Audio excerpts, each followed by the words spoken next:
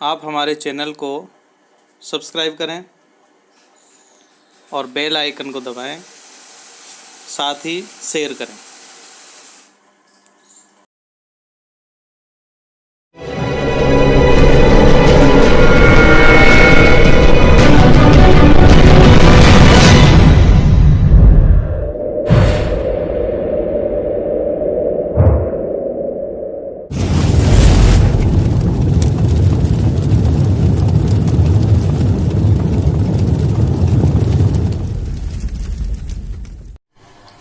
Welcome बच्चों, आज अपन board pattern से पढ़ेंगे, क्योंकि अगर विस्तृत प्रश्नावली अपन पढ़ते हैं तो उसमें समय लगेगा और अब आपकी बोर्ड एग्जाम 29-30 को आने वाली है, समय कम है।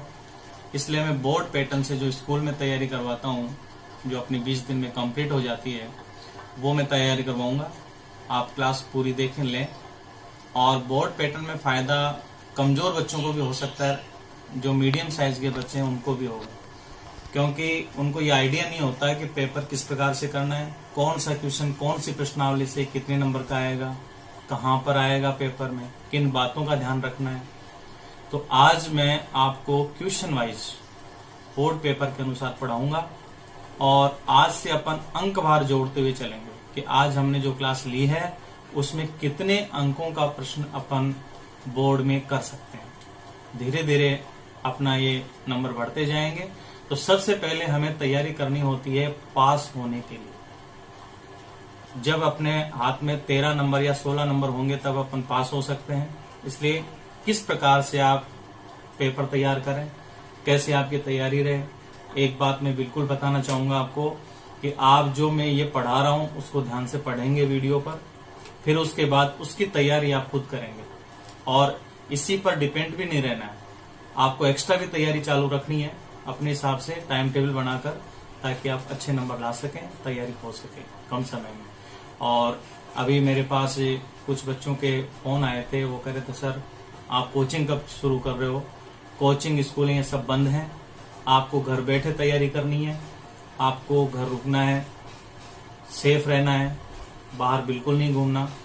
इसीलिए इसी बात का ध्यान रखते हुए मैं आपको ऑनलाइन पढ़ाने की कोशिश कर रहा हूं और आपका मुझे पूरा सहयोग चाहिए।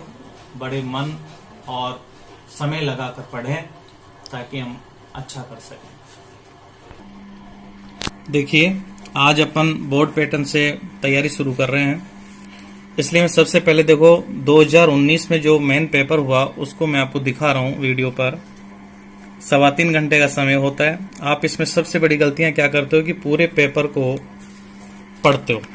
तो जब भी आपको एग्जाम में पेपर मिले आपको पूरा बिल्कुल नहीं पढ़ना, केवल आपको इतना देखना है कि ऊपर जो छपा हुआ है क्वेश्चन 30 पूरे हैं कि नहीं है, और जो प्रिंटेड पेज हैं वो 11 वो पूरे हैं कि नहीं है, और यहाँ एक सील लगी हुई होती है उसको फाड़ना होता है जब आपसे कहा जाए कि भाई अब आप पेपर खोल सकते हैं उस समय। और कुछ सामान्य बातें इसमें दी हुई होती हैं, उनको भी अपने को ध्यान में रखना है। और एक पेपर लेते अपने रोल नंबर, प्रत्येक ब्लॉक जो ये ब्लॉक बना हुआ है उसमें एक ब्लॉक में 1 अंक लिखा जाएगा, उसके हिसाब से इसमें लिख लें। और गणित के पेपर में ग्राफ का क्वेश्चन भी आता है जो इसके पेपर के साथ अटैच होता है, उसको भी अपन अलग करके देखते हैं। और कॉपी में कहाँ कैसा काम किया जाएगा ग्राफ का, कहाँ उसको अटैच करेंगे, कैसे बांधेंगे, ये सारी तैयारी मैं आपको 10-15 दिन में करवाऊंगा। आप हमेशा मेरा ये वीडियो देखें और उसका फायदा उठाएं।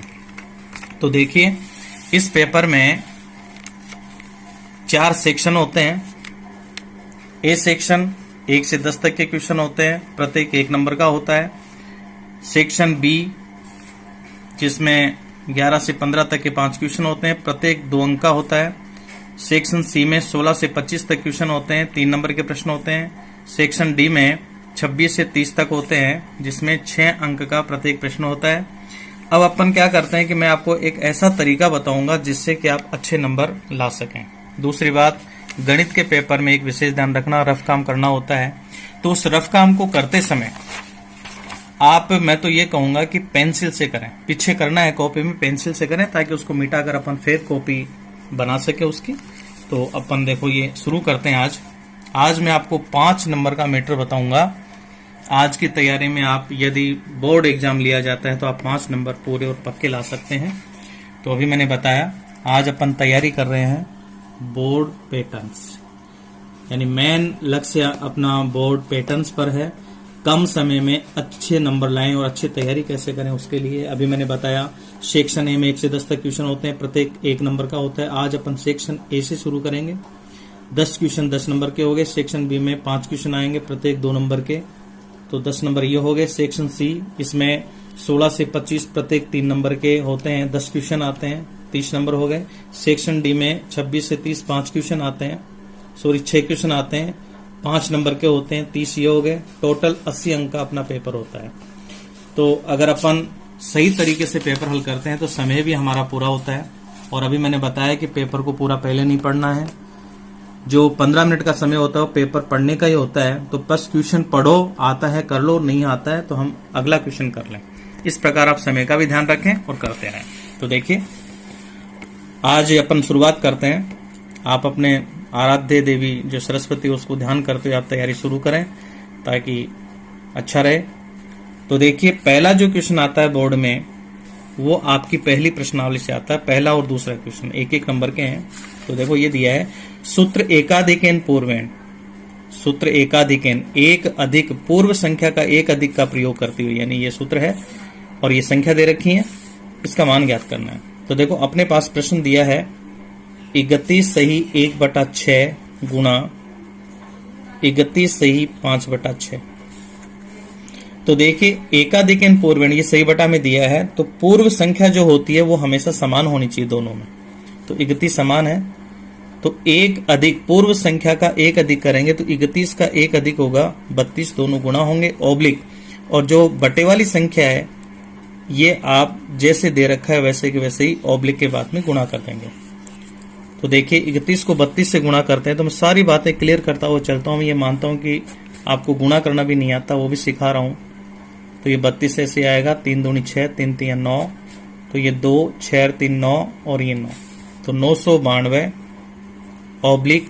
अब इसको साधारण गुणा कर दो, 5 एकम 5, यानी ऊपर वाली संख्या ऊपर गुणा, नीचे वाली नीचे गुणा, 6 6 36। इसका अपन ऑब्लिक हटा देंगे तो यह आएगा 992 सही 5/36। ध्यान रहे पहला क्वेश्चन पढ़ रहे हैं। अब पहले का मैं दूसरा उदाहरण फिर ले रहा हूं। पहला ही क्वेश्चन है लेकिन इसके 2-3 क्वेश्चन कर लेते हैं अपन। इसमें विधि का नाम दिया है सूत्र एकाधिकेन पूर्वेण। देखो इसमें भी एकाधिकेन पूर्वेण का नाम आया करते हुए 65 स्क्वायर। देखो इसका दूसरा नाम हो गया है कि इसका वर्ग ज्ञात करो। स्क्वायर का मतलब वर्ग होता है, या 65 को 65 से गुणा करो, एक ही बात है। तो आप यदि इसका एकाधिकेन पूर्वेण का उपयोग करते हैं तो देखो कैसे होगा, जो अभी किया था स्क्वायर करना है, यानी 65 को 65 से गुणा करना है। तो इसमें देखो पूर्व संख्या 6 है, तो 6 का एक अधिक 7 हो गया, ऑब्लिक जो 5 आया है इसका स्क्वायर कर देंगे तो यह आएगा 7 6 42 ऑब्लिक 5 25, ऑब्लिक हटा देंगे, गुणा हो जाएगा, यानी ये वर्ग भी हो गया या 45 से 45 का गुणा भी हो गया। बड़ी आसान विधि है। अब पहले का तीसरा क्वेश्चन, जब एक ही क्वेश्चन के अपन 3 क्वेश्चन करते हैं तो हमारा वो क्वेश्चन परफेक्ट हो जाता है। इसमें विधि का नाम दिया द्वंद्व योग विधि से। देखो ये विधि मैंने वीडियो देखना आप मेरा, उसमें अच्छी तरह से समझाइए। पहला वीडियो है मेरा ये, द्वंद्व योग कैसे करते हैं। फिर द्वंद्व योग विधि से मैंने वर्गमूल भी समझाया था। इसमें 62 का इस विधि से वर्ग पूछा गया है। तो देखो पहला क्वेश्चन वर्ग का ही आ रहा है, चाहे वो किसी भी विधि से पूछे। तो 62 का वर्ग अपने को करना है द्वंद्व योग से। तो द्वंद्व योग होता है अंकों के आधार पर, जैसे 1 अंक है तो 1 अंक का द्वंद्व योग होता है उसी का वर्ग, यानी 6 का वर्ग कर दिया ऑब्लिक। फिर अपन 2 अंक लेंगे, 6 और 2 एक साथ लेंगे, तो 6 और 2 अंक आते हैं, उसका द्वंद्व योग होता है 2 से, तो गुणा करते हैं और दोनों अंकों को आपस में गुणा कर देते हैं। तो 6 और 2 गुणा हो जाएगा और उसका दुगुना होगा ऑब्लिक। अब पहले 6 का किया, फिर 62 का किया। अब 6 को छोड़ेंगे तो 2 आएगा, 2 में 1 अंक है तो 1 अंक 2 का द्वंद्व योग होगा 2 का वर्ग, तो ये होगा 36 ऑब्लिक 6 दूनी 12, 12 दूनी 24 ऑब्लिक 2 दूनी 4। प्रत्येक खंड में 1 अंक होना चाहिए तो 4 लिख देंगे। हाँ तो इसमें देखिए प्रत्येक खंड में 1 अंक है तो 4 ले लिया। इसका पहला अंक 4 ऐसे ले लेंगे और ये जो 2 है वो 36 में जुड़ेगा, तो ये हो गया 38। ये क्वेश्चन हो गया। अगर हमने ये क्वेश्चन कर लिया तो गारंटी से बोर्ड में आने वाला पहला क्वेश्चन हम कर सकते हैं। अब इसके अलावा जो तैयारी है वो आपको देखो सेल्फ करनी है, बिल्कुल करेंगे, एक आधार मिलता है केवल आपको तैयारी करने का। दूसरा क्वेश्चन आपका 1.4 से आ रहा है, पहली प्रश्नावली है, हल कीजिए। देखो ये बीजीय समीकरण दिया हुआ होगा। अब इसका नियम क्या है, चाहे बायां पक्ष हो चाहे दायां पक्ष हो या एक ही पक्ष में कोई संख्या हो, अंश समान है, इसका नियम लगेगा अंश समान है। अंश में 1 भी आ सकता है, सभी अंश में 5-5 भी आ सकते हैं, 8-8 भी आ सकता है, कितना भी आए, अंश समान है। तो इसका हल निकालने के लिए वैदिक विधि है, चाहे बाएं पक्षों के हरों का योग कर दो 0 के बराबर, या फिर दाएं पक्षों का हरों का योग 0 के बराबर कर दें, आंसर आ जाएगा। तो आप इसमें लिखेंगे चूंकि अंश समान है इसलिए मैं यहाँ बायां पक्ष ले रहा हूं। तो बाएं पक्ष का जो हर है, हर में संख्या है x-3, इसमें जोड़ देंगे x-7 बराबर लिख देंगे 0। तो ये आ जाएगा x और x हो जाएगा 2x, माइनस के हो जाएंगे 10 बराबर 0, पक्षांतरण कर दें तो ये आएगा 2x बराबर 10 हो जाएगा, या x बराबर होगा 10/2, काटेंगे तो 5 आएगा, ये आ जाएगा। ये मैंने बाएं पक्ष से किया है।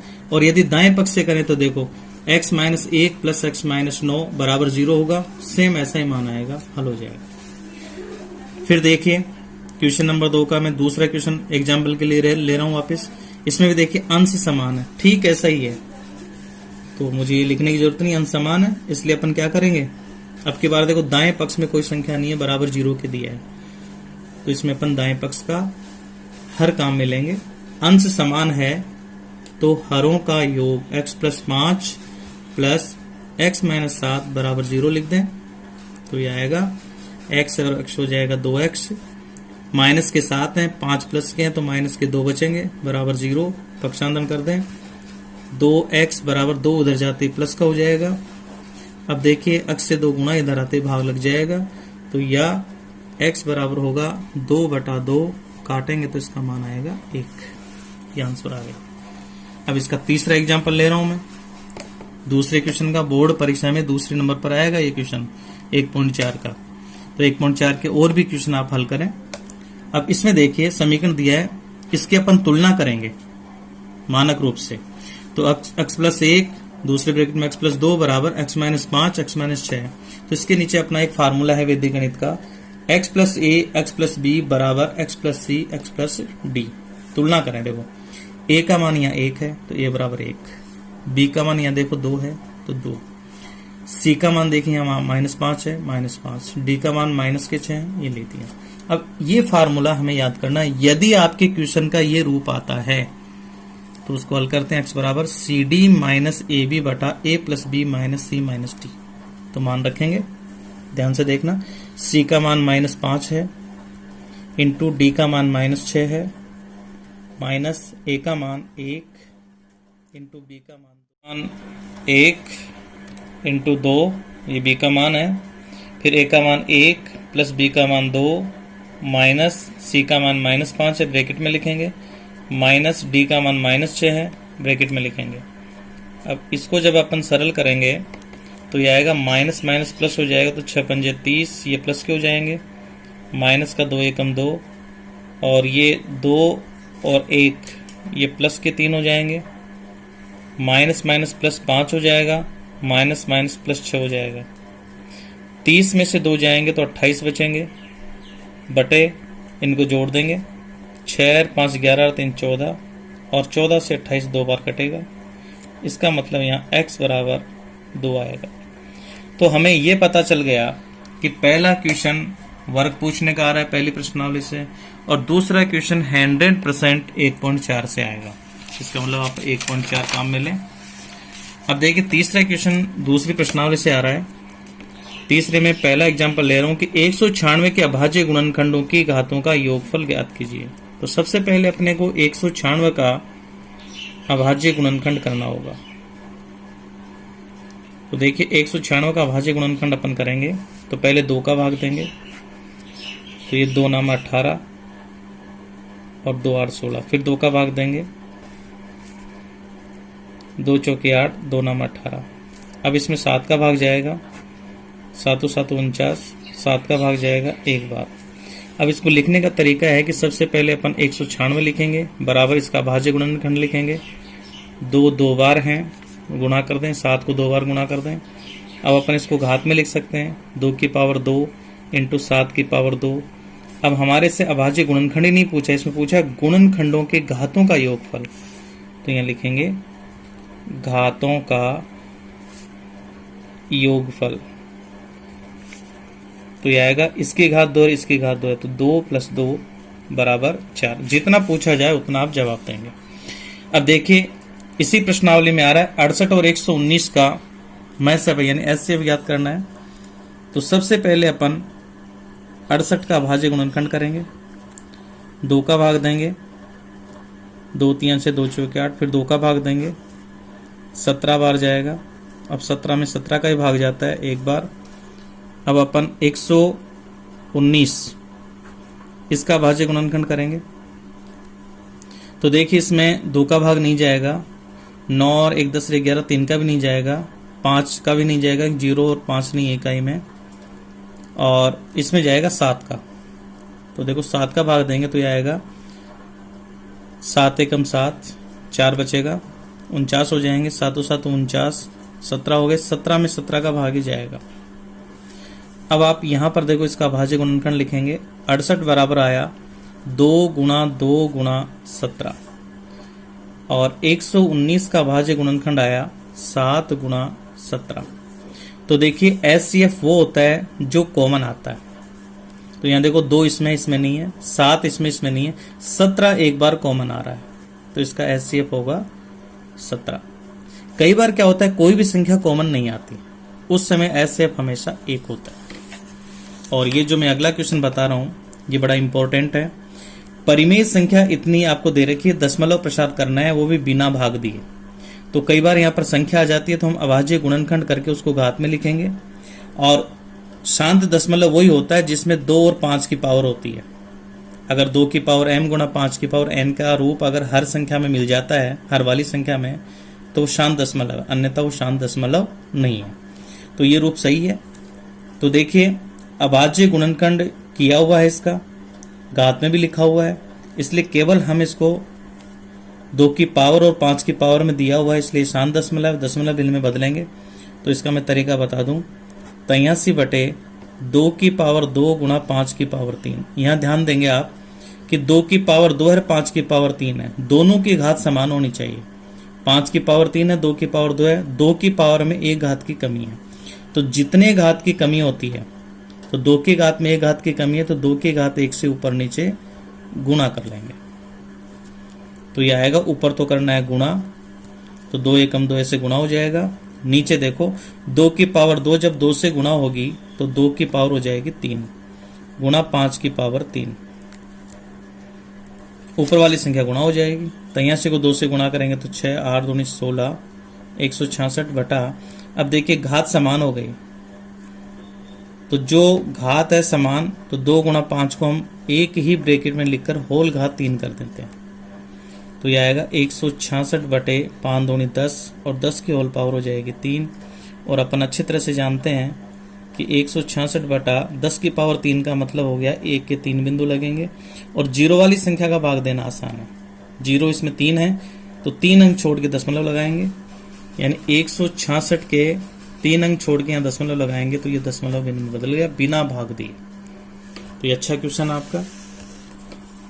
फिर देखिए चौथा क्वेश्चन है, पहला ले रहा हूँ, कोस 50 कोसेक 40। तो मैंने पहले भी बताया था, डिस्क्रिप्शन में आपको ये प्रश्नावलियां मिल जाएंगी, पीछे की प्रश्नावलियां हम जरूर पढ़ें। तो देखिए इसमें सारणी वाला कोई भी थीटा नहीं है, इसका मतलब अंतर परिवर्तन होगा, क्योंकि 50 और 40 का योग 90 है, तो दोनों में से किसी एक को बदलेंगे। तो देखिए मैं कोस 50 को चलो ऐसे रख लेता हूं, और कोसेक इस 40 को मैं 90 माइनस थीटा में लिखूंगा, तो 90 में से क्या घटाएं कि 40 बच जाए। तो जो हमने नहीं बदला है 50 को वो लिख दो। तो 90 में से 50 घटाते 40 आ जाता है। तो कोस 50 ऐसे रहेगा। कोसेक आगे आ गया 90 माइनस थीटा, तो कोसेक बदलेगा सेक थीटा में, थीटा की जगह आएगा 50। अभी भी आंसर नहीं आया, इसका मतलब कोस और साइन कभी नहीं बदलता है। यहाँ अपन सेक का फार्मूला लिखेंगे जो होता है 1/cos 50। ये कटेगा और इसका मान 1 आ जाएगा। अब कोई जरूरी नहीं कि आप कोसेक को ही बदलो, इसे भी बदल सकते हैं। तो चलो मैं इसको भी बता देता हूँ। यहाँ अगर अपन इसको बदलना चाहें तो मैं यहाँ लिख रहा हूँ कोस 90 माइनस थीटा, यानी किसको बदलना चाहते हैं। 90 में से क्या घटाएंगे 50 आ जाए, तो यहाँ 40 लिखेंगे और आगे कोसेक 40 ऐसे रह जाएगा। अब कोस 90 माइनस थीटा ये बदलेगा सेक थीटा में, तो ये सेक 40 हो जाएगा। सॉरी, ये कोस बदलेगा साइन में, तो ये होगा साइन थीटा की जगह होगा 40 और ये हो गया कोसेक 40। साइन 40 जो है ये ऐसे रहेगा और कोसेक जो है इसका फार्मूला अपन लिख देंगे 1/sin 40। ये कट जाएगा, इसका मान 1। चाहे आप ऐसे कर लें ऐसे कर लें, किसी एक तरीके से करना है। और यहां देखिए अपने पास सारणी के मान दिए हैं, तो इनका मान अपन सारणी से देखेंगे। तो tan 60 का मान होता है √3, स्क्वायर आया तो √3 को 2 बार गुणा कर देंगे, प्लस 3 गुणा, तो यहां होगा 3 गुणा कोस 30 का मान होता है √3/2, स्क्वायर है तो ये मान 2 बार गुणा हो जाएगा। अब देखिए √3 को √3 से गुणा करने पर ये 3 हो जाता है, हम 3/1 लिख सकते हैं इसको, प्लस ये 3 ऐसे रहेगा इंटू √3 को √3 से गुणा करने पर 3 आएगा बटे 2 दूनी 4। आराम से चाहे एक लाइन ज्यादा लिखनी पड़े, जितना आता है उतना ही लिखें, प्लस 3 3 9/4। अब ले लें इसका लघुत्तम, 4 लघुत्तम आएगा, 4 का भाग 4 बार जाएगा तो 4 × 12 प्लस 1 बार भाग जाएगा तो 9 × 9, 12 और 9 होते हैं 21/4। अब चाहे तो इसको सही बटे में बदल सकते हैं, वो भी मैं बता देता हूँ। ये रफ काम बता रहा हूँ आपको, बोर्ड कॉपी में ऐसे नहीं करना है। 4 × 5 = 20, 1 बचेगा, तो अपन लिख सकते हैं 5 सही 1/4, तो ये हो गया 5 सही 1/4, ऐसे लिखेंगे। अब देखिए एक डायरेक्ट फार्मूला ही आ गया, स्क्वायर आ गया, थीटा समान है, इसका मतलब ये सर्वसमय का है sin square theta plus cos square theta, और इसका मान होता है 1, तो इसका आंसर 1 हो जाएगा। तो हमने 4 प्रश्न कर लिए, यानी हम 4 नंबर के प्रश्न कर चुके हैं। अब मैं ले रहा हूं 5वां प्रश्न। बोर्ड पैटर्न से चल रहे हैं अपन। तो इसमें देखो ऐसा प्रश्न दिया हुआ होता है तो बड़ा अच्छा सवाल होता है ये। इसकी ट्रिक हल करने की, sin 2a बराबर cos a - 18, ये अंतर परिवर्तन का है, पूरा कोण का। जिसके टुकड़े हो चुके हैं उसको तो देखो ऐसे कैसे लिख देना, cos a - 18। अब इसके हम टुकड़े करेंगे। अब टुकड़े कैसे करें आप तो ऐसे याद रखोगे, इधर कोस आ गया तो इधर भी कोस आना चाहिए, और आगे लिख दो 90 माइनस जो यहां दिखाई देता है वो थीटा लिख दो। ठीक है, बड़ा आसान है। अब कोस से कोस कट जाएगा और यहां बचेगा 90 माइनस 2a बराबर a - 18 डिग्री। पक्षांतरण कर दो, माइनस के 2a, a को इधर लाएंगे तो माइनस का a हो जाएगा, बराबर माइनस के 18 ऐसे ही रहेंगे। 90 को दाएं पक्ष से बाएं पक्ष से दाएं पक्ष में ले जाएंगे तो माइनस के 90 हो जाएंगे। अब इनको जोड़ने पर होगा माइनस के 3a बराबर, दोनों माइनस के जुड़ जाएंगे तो माइनस के 108 हो जाएंगे। अब यहाँ से आप a का मान निकाल सकते हैं। तो यहाँ देखो -3 जो है वो a से गुणा है, इधर आते ही भाग लगेगा, कई बार आप +3 कर देते हैं इधर।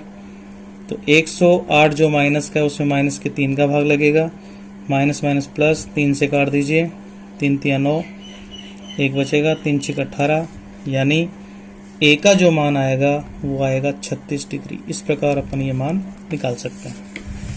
अगला जो ये क्वेश्चन दिया है, अब देखिए ये क्वेश्चन आपकी 7वीं प्रश्नावली के मान से है, 6वीं 7वीं प्रश्नावली में आते हैं ये। और अब जो 5वां क्वेश्चन है ये आपकी प्रश्नावली आ रही है 8वीं से, छोटा सवाल आ रहा है ये। प्रश्न है देखो, 10 मीटर ऊंची मीनार के शिखर से पृथ्वी पर एक बिंदु का अवनमन कोण। देखो अवनमन और उन्नयन, उन्नयन कोण ये होता है अवनमन कोण ऊपर होता है तो हमें एक लाइन खींचनी है और ये भी हमें 30 लिखना है। ये एकांतर कोण हो गया, बराबर होता है। तो अवनमन कोण दिया है 30 डिग्री। बिंदु की मीनार के पाद से दूरी, यानी बिंदु बी है उसकी मीनार के पाद ए से दूरी यानी अक्ष मान ली, ये ज्ञात करनी है। तो यहां पर हमें एक छोटा सा फार्मूला याद रखना है, लाल बटा कक्का, जो पहले भी मैंने प्रश्नावली पढ़ा उस समय विस्तृत से समझाया था। 3 टुकड़े कर लेते हैं। पहला भाग इसका साइन थीटा, दूसरा कोस थीटा, तीसरा टेन थीटा, और उल्टा अगर सूत्र याद करें तो ये होगा कोट थीटा, ये सेक थीटा और ये कोसेक थीटा। तो देखो, जब लंब और आधार की चर्चा हो तो लंब और आधार की चर्चा होती है तो टेन का सूत्र लगता है। तो यहाँ देखो, ये मीनार है, 10 मीटर ऊंची है। पृथ्वी धरातल पर कोई बी बिंदु है जो 30 डिग्री का कोण बना रहा है मीनार के शिखर से। यह अवनमन कोण है। उन्नयन कोण और अवनमन कोण बराबर होते हैं, ये उन्नयन कहलाता है। एकांतर कोण बराबर हो गया, अक्ष हमने इसका आधार मान लिया। तो मैं सीधा इसमें फार्मूला का प्रयोग करूँ। लंब आधार की चर्चा हो रही है तो टेन थीटा बराबर ये होगा लंब बटे आधार। टेन थीटा की जगह लिखेंगे 30 बराबर लंब होगा 10, आधार आपने अक्ष मान लिया, ये ज्ञात करना है। टेन 30 का जो मान होता है वो होता है 1/√3 बराबर 10 बटे एक्स। वज्र गुणा कर देंगे तो यहाँ लिख देते हैं वज्र गुणा करने पर, वज्र गुणा का मतलब तिरछा गुणा, एक्स को 1 से गुणा करो तो x बराबर 10 को √3 से गुणा करेंगे तो आएगा 10√3 मीटर। ये आंसर हो गया। सेम ऐसा ही अगला क्वेश्चन है, उसमें अनुपात दे दिया।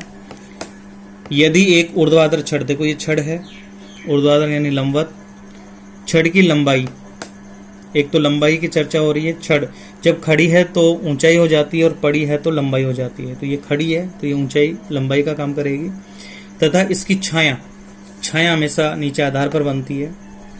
तो छाया की लंबाई और छड़ की लंबाई दोनों का अनुपात दिया है 1:3। तो सूर्य का उन्नयन कोण जो हमने यहाँ थीटा माना है वो ज्ञात करना है। तो यहाँ लिखेंगे कि माना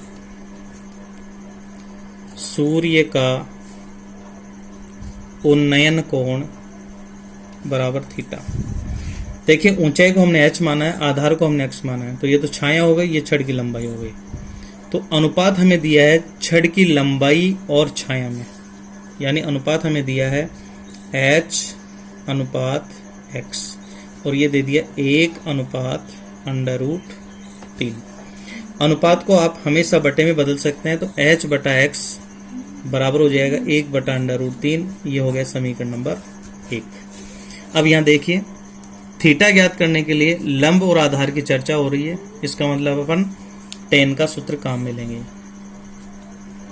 देखिए, लंब और आधार की चर्चा होती है तो टेन का सूत्र लिखेंगे। टेन थीटा होता है लंब बटा आधार, तो यहाँ लिख देंगे टेन थीटा बराबर लंब बटे आधार, या टेन थीटा बराबर लंब का मान इसमें h है, आधार का मान x है। आ गया समीकरण नंबर 2। समीकरण 1 से देखें h/x का मान हमें दिखाई दे रहा है, तो यहाँ लिखेंगे समीकरण 1 से मान रखने पर, तो ये होगा टेन थीटा बराबर h/x की जगह लिख देंगे 1/√3। अब ध्यान से देखना, इधर टेन है तो इधर भी टेन आना चाहिए। तो 1/√3 टेन के कितने थीटा का मान होता है वो यहाँ रखना है। तो देखो, ये होगा टेन थीटा बराबर टेन 1/√3, टेन 30 का मान होता है। तो इधर टेन से टेन कटेगा तो हमारे पास थीटा बराबर आ जाएगा 30 डिग्री, यानी सूर्य का उन्नयन कोण 30 डिग्री हो गया। तो देखिए, अब मैं आपको कैलकुलेशन से बता दूं, आज हमने 1 नंबर से लेकर 5 नंबर यानी 1 से 5 तक के क्वेश्चन किए हैं, यानी आज हम इस तैयारी से 5 नंबर बोर्ड में ला सकते हैं। अब कल का फिर आप वीडियो देखें, फिर आगे मैं 5 नंबर का क्वेश्चन बताऊंगा। तो पर डे आपको 5 से 6 नंबर तक के क्वेश्चन बताए जाएंगे। तो आप ज्वाइन करें इन क्लासों को और अपनी तैयारी रखें।